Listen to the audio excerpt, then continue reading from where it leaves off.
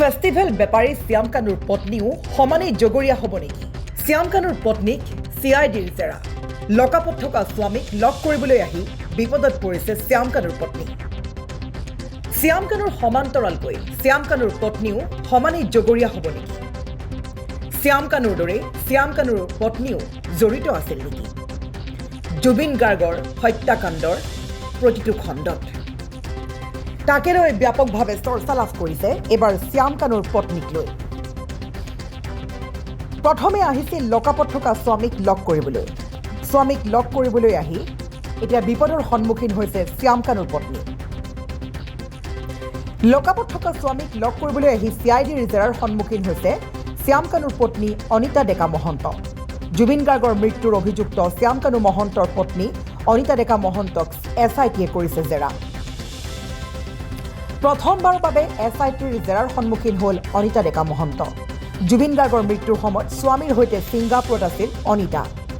বিগত 1 অক্টোবৰত CIDয়ে গ্ৰেপ্তাৰ কৰিছিল শ্যাম কানু মহন্তক, কিন্তু অনিতা ডেকা মহন্তক জেৰা নকৰাক লৈ সৃষ্টি হৈছিল প্ৰতিক্ৰিয়া। স্বামীক সাক্ষাৎ কৰি ওলাই অহাৰ পথত SIT দলে মতাই নিলে অনিতাক। শ্যাম কানুৰ অৰ্থনৈতিক অপৰাধৰ গোচৰত নাম সন্নিৱিষ্ট অনিতা মহন্তৰ। শ্যাম কানুৰ পত্নীৰ নামে বেনামে থকা 5টাকৈ প্ৰতিষ্ঠানত পৰিব GSTৰ হাতোৰা। জানিব পৰা অনুসৰি ইতিমধ্যে GST বিভাগে সকলো নথিপত্ৰ সাজু কৰিছে। মুঠৰ ওপৰত প্ৰতিটো খণ্ডতে যেন এতিয়া দোষী হিচাপে সাব্যস্ত হ'বলৈ গৈ আছে ফেষ্টিভেল বেপাৰী বুলি যাক কোৱা হয় শ্যাম কানু মহন্তৰ লগতে তেওঁৰ পত্নী। জুবিন গাৰ্গৰ মৃত্যুক এক প্ৰকাৰ ক'ব পাৰি হত্যাকাণ্ড। বৰ্তমানলৈকে যিবোৰ প্ৰমাণ পত্ৰ বা যিসমূহ ব্যক্তি তদন্তৰ আওতালৈ আহিছে সেইসমূহৰ ভাষ্য অনুসৰি ক'ব লাগিব জুবিন গাৰ্গক কৰা হ'ল পৰিকল্পিত হত্যাকাণ্ড। তাৰ ভিতৰত গ্ৰেপ্তাৰ হৈছে সিদ্ধাৰ্থ শৰ্মা, শ্যাম কানু মহন্ত। গ্ৰেপ্তাৰ হৈছে শেখৰজ্যোতি গোস্বামী, অমৃত প্ৰভা মহন্ত।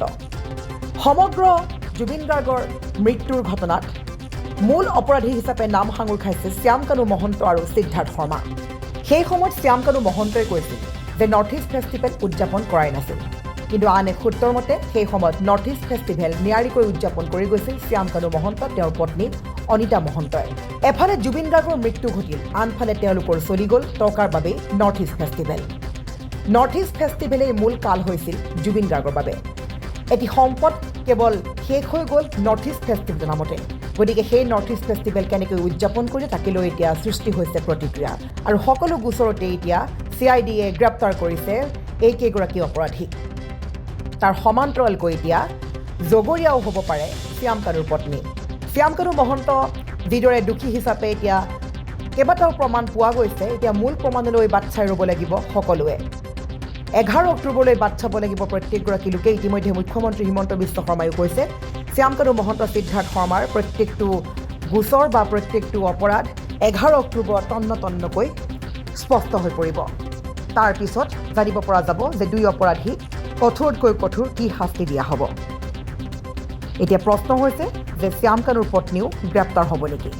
শ্যাম কানুৰ পত্নীও সমানেই দোষী বুলি সজাইছে একাংশই, কিন্তু সেই সময়ত আছিল অনিতা ডেকা মহন্ত। স্বামীলৈ বাৰে বাৰে লৈ যায় গৰম আহাৰ, গৰম খাদ্য, মাংস, কিন্তু CIDয়ে বাৰে বাৰে ঘূৰাই পঠিয়ায় ঘৰুৱা খাদ্য।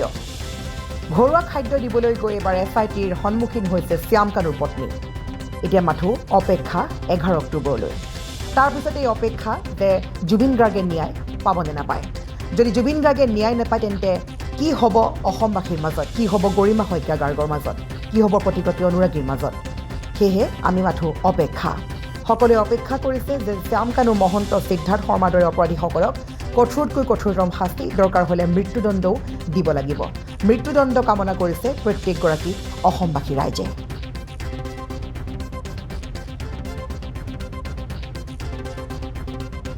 News desk report, news Assam.